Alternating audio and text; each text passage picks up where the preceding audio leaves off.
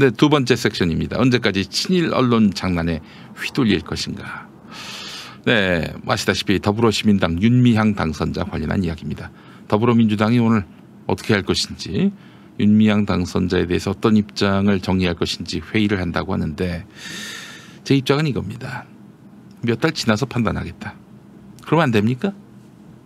뭐 좀 없어 보이나요? 그래도 될 것 같습니다. 지금 윤미향 죽이기에 앞장서는 언론들, 이들을 믿을 수가 없어요. 이들이 과거에 양치기 행각을 많이 벌여왔기 때문에 그들이 맞을 수도 있죠. 그들이 사실을 얘기한 것일 수도 있겠죠. 진실을 얘기한 것일 수도 있겠죠. 그러나 지금은 판단 못하겠어요. 이거는 뭐 윤미향에 대한 신뢰를 표시하는 것이 아니라 지금 윤미향 죽이기에 나서고 있는 이 언론을 못 믿겠다는 거예요. 못 믿습니다. 믿을 수가 없잖아요. 노무현 대통령 그렇게 사지로 몰았죠. 한명숙 총리도 또한 그렇게 했죠. 이들을 어떻게 믿습니까? 작년 조국 법무부 장관에 대해서 온 일가를 완전히 악당으로 만들어버린 이 검찰. 지금 법정에서 하나하나 정말 제대로 따지는 와중에 진단만 빼고 있어요. 이 사람들. 그리고 조국을 궁지에 몰았던 그 수사검사, 이 사람은 지금 사표를 냈어요. 어디로 튀려고 하고 있습니다. 뉴스타파 한만호의 비방록만 보더라도 이거는 검찰이 아니라 복마전이다. 악마의 소굴이다. 이런 생각을 가질 수밖에 없습니다. 뭐 지금 윤미향 당선자와 관련해서 검찰이 수사에 나서서 뭔가 사실을 밝혀낸 것은 없지만은 지금 검찰과 한편이었던 이 언론들만 보더라도 신뢰할 수 있는 자들이 아니다라는 생각을 갖습니다. 누차 말씀드리지만 저는 누군가를 옹호하는 것이 아니라 사실이 드러날 때까지 판단을 유보하겠다는 것입니다. 근데 제가 또 어제 어떤 중요한 취재원과 대화를 나누다가 알았는데, 이용수 할머니와 윤미향 당선자 사이에 관계가 그렇게 좋지 못했다라는 이야기를 들었습니다. 예. 보다 더 구체적인 얘기를 할 수가 없어서 참 죄송한데 갈등 관계에 놓였던 것 같습니다. 예. 인간 살다 보면 갈등 관계에 놓일 때도 있죠. 평소 이렇게 신뢰를 공유했던 사이가 멀어지기도 하고요. 사태의 촉발 지점이 또 거기서부터 비롯된 것은 아닌가 하는 생각도 드는데, 예. 하여간 정말 비리가 있고 부조리가 있었다면은 누구도 부인할 수 없는 그 증거가 나올 때까지 저는 판단을 유보하겠습니다. 굳이 누구를 봐주는 거 아니냐라고 하신다면 네, 달게 그 비판을 수용하겠습니다. 왜냐? 30년 동안 일본군 전쟁 범죄를 규명하는 일, 또 사과를 받는 일 앞장섰던 그 과거를 저는 부정하지 않기 때문입니다. 일생토록 창간이래 단 한 번도 이런 일본군에 의해서 인생 전체가 그야말로 칼질당한 이런 분들을 위해서 조선일보 등의 이런 쓰레기 언론들이 과연 무슨 역할을 했는가, 이런 의문을 던지면서 저는 그들에게 불신을 표하면서 이 판단을 유보하는 것입니다. 예. 광고 듣고 그 이야기 좀 나눠보도록 하겠습니다. 그래요. 바디로직입니다. 네. 바디로직. 예. 자, 몸의 중심인 골반을 바로잡는 바디로직. 이제 김용민닷컴에서도 만나보실 수가 있습니다. 가장 쉽고 가장 간단한 골반 교정 바디로직이 도와드립니다. 아유, 볼 수가 없다, 볼 수가 없어. 대부분 처음에는 그 효과를 의심하는데 한번 경험한 후에는 완전 반응이 달라집니다. 그만큼 착용 후 허리 통증이 줄었다는 얘기인데요. 바디로직 홈페이지에 올라오는 구매 후기들을 확인해 보시기 바라겠습니다. 정말 놀라운 얘기들이 많이 있습니다. 효과가 없을 경우 100% 환불을 보장할 만큼 제품 자신감이 정말 대단합니다. 검색창에서 바디로직을 검색해 주시거나 김용민닷컴에서 구매하실 수 있습니다. 지금 입고 있냐고요? 오늘은 제가 깜빡하고 못 입고 나왔습니다. 그래서 벌써 허리가 아파요. 여러분, 제가 다리가 많이 아파서 왜 그런가 봤는데 어느 날 제 아내분께서 골반을 이렇게 눌러주셨어요. 골반을 눌러주니까 와, 다리 아픈 게 싹 풀립니다. 대단합니다, 여러분. 자, 골반이 건강해야 전신이 건강하고 전신이 활력이 돕니다. 전신에 활력이 돕니다. 예, 넘어가겠습니다. 자, 오늘 미디어 오늘 기사를 한번 보겠습니다. 이 정의연 관련한 언론 보도를 비평하는 내용인데요. 생계비 지원 갖고 이제 시비를 겁니다. 그러니까 이제 그 정의기억연대 성금 받아가지고 할머니들한테 제대로 지급하지 않는다, 뭐 이런 얘기를 합니다. 근데 말이죠, 우리 일본군 그 위안부 피해자 할머니들의 생계비는요, 정부가 1993년부터 지원해 왔습니다. 위안부 특별법이 제정된 이후부터 정부가 책임지고 있어요. 지자체 지원을 빼면은 2016년 기준 여성가족부가 피해자에게 지급한 생활안정지원금은 총 15여억 원인데 주거생활안정, 그리고 간병, 장례 등 지원이 포함됐습니다. 물론 정의기억연대도 피해자 지원 사업을 벌입니다. 정기 방문, 그리고 정기 전화, 그리고 기부금 기부품 전달, 의료 상담 치료 지원, 일부 장례 지원 등의 부대 활동이 있어요. 또한 다른 아시아 피해국의 피해 여성을 지원하는 활동도 포함됐습니다. 그러니까 이분들이 애초에 밝혔던 목적 사업과 달리 뭐 예를 들면 지원하기로 했는데 지원하지 않는다든지 그런 게 없습니다. 이분들의 생계비는 정부가 지원하게 돼 있어요. 그건 좀 분명히 알고 우리 얘기했으면 좋겠어요. 물론 많이 모자라죠. 이분들의 고통에 비하면야 정말 지금 국가가 하고 있는 행동은 93년부터 지원했다는 게 말이 됩니까? 그분들이 고통받은 시점은 1945년까지인데 도대체 50년 동안 뭐 했어요, 정부는? 하여튼 정부가 책임져 왔고요. 그 밖에 이제 지원을 정의기억연대가 담당해 왔다는 것입니다. 숨겨온 게 없어요. 약속한 것과 다르게 집행된 것이 없습니다. 문제가 있다면 그때 문제 제기를 했어야지. 이제 와가지고 문제 제기하는 것은 속보이는 일입니다. 그리고 한국경제가 하룻밤 3,300만 원 사용 정의연의 수상한 술값, 이런 보도를 냈고요. 그리고 조선일보가 맥주값 3,339만 원 썼다던 정의기억연대 430만 원 결제. 중앙일보 맥주집에서는 3,300만 원, 할머니들에게는 2,300만 원 쓴 정의연. 이게 그 맥주 가격이 2018년에 맥주 체인점 옥토버 페스트를 운영하는 회사에 3,339만 원을 지출했는데 이때가 정의연 후원의 밤이었어요. 이와 관련해서 이거 왜 그렇게 지출을 했는데 말이야, 국세청에 보고한 내용은 다른가? 정의연이 결제한 금액은 900만 원에 불과한가? 이런 얘기를 하고 있는데 이 기사만 보면은 정의연이 기부금 3천만 원을 술집에 지출했고 그 금액까지 속인 것으로 보이는데, 그러나 2018년까지 유지된 국세청의 서식 작성법에 따르면 가장 큰 금액이 지급된 대표 지급처만 적는 방식이었어요. 세세하게 그 목록을 다 보고할 필요가 없었던 거죠. 그러니까 이게 가격의 차이가 나는 게 뭐 중간에 누군가가 삥땅 치려고 그런 거 아니라는 겁니다.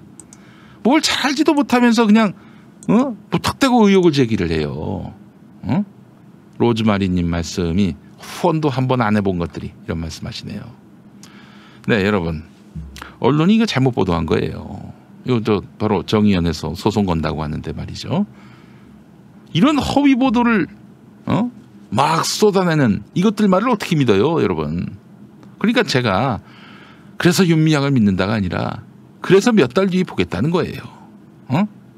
이 자들의 보도는 믿을 수가 없어요, 기본적으로. 사회운동단체들이 관습적으로 진행한 개인 계좌 모금 방식도 정의연의 회계 비리로 좁혀졌다. 그러니까 이제 말하자면 윤미향 명의로 만든 계좌로 송금이 됐는데 이거 윤미향이 나 몰래 이제 스리슬쩍 뒷주머니 찬 거 아니냐? 왜 개인 계좌로 하느냐? 이렇게 얘기하는데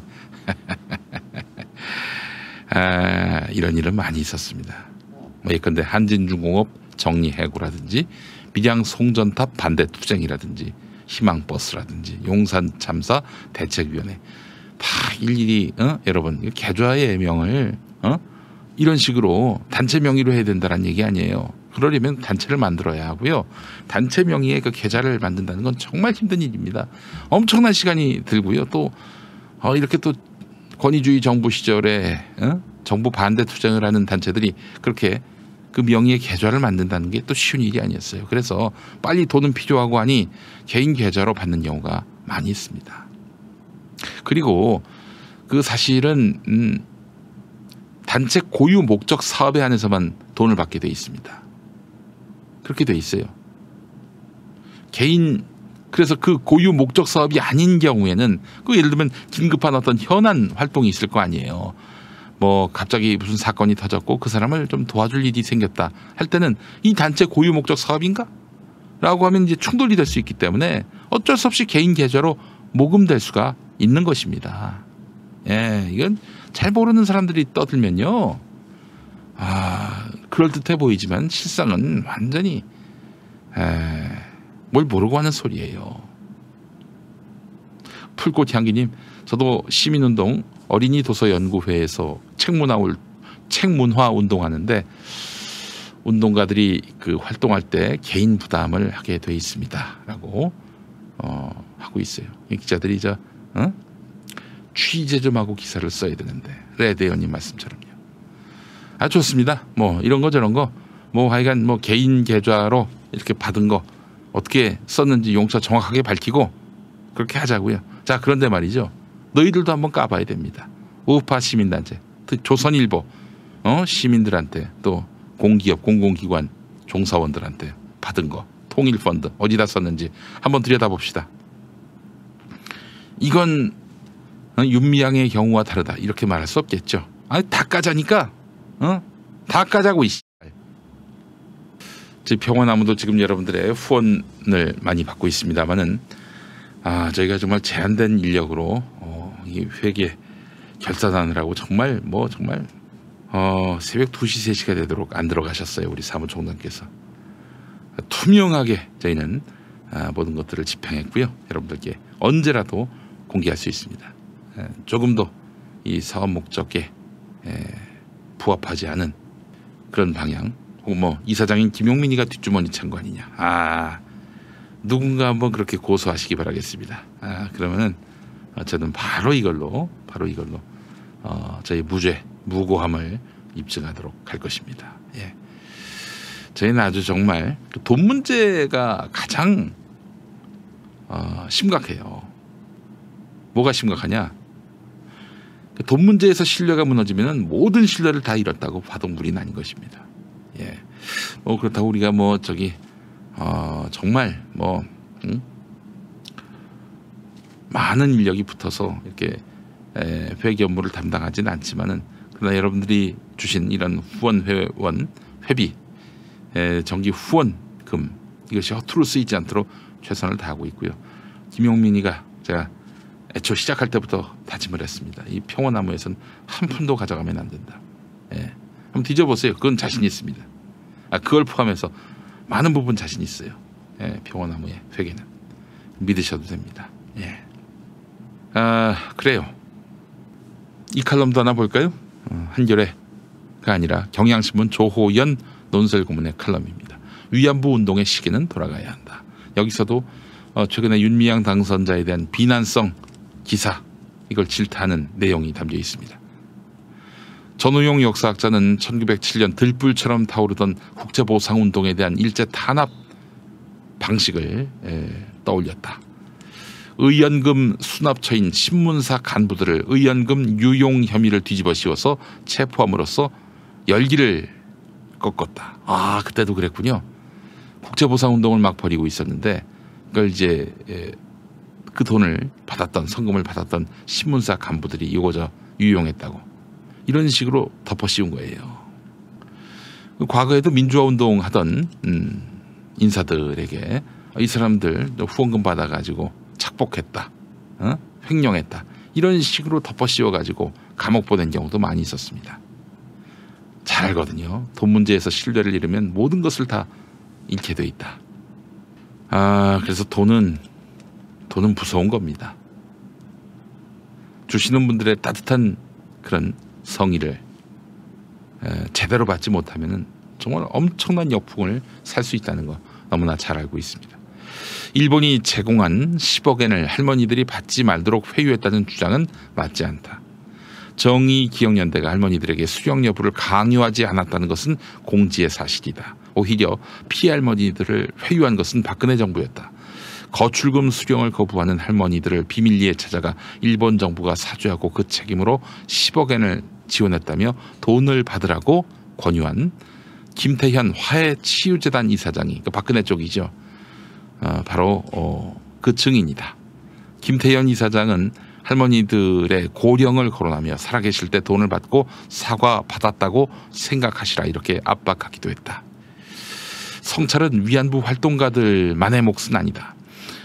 한일 위안부 합의의 가장 큰 피해는 위안부 문제를 해결하지 못했으면서 아예 해결할 길을 막아버린 데 있다.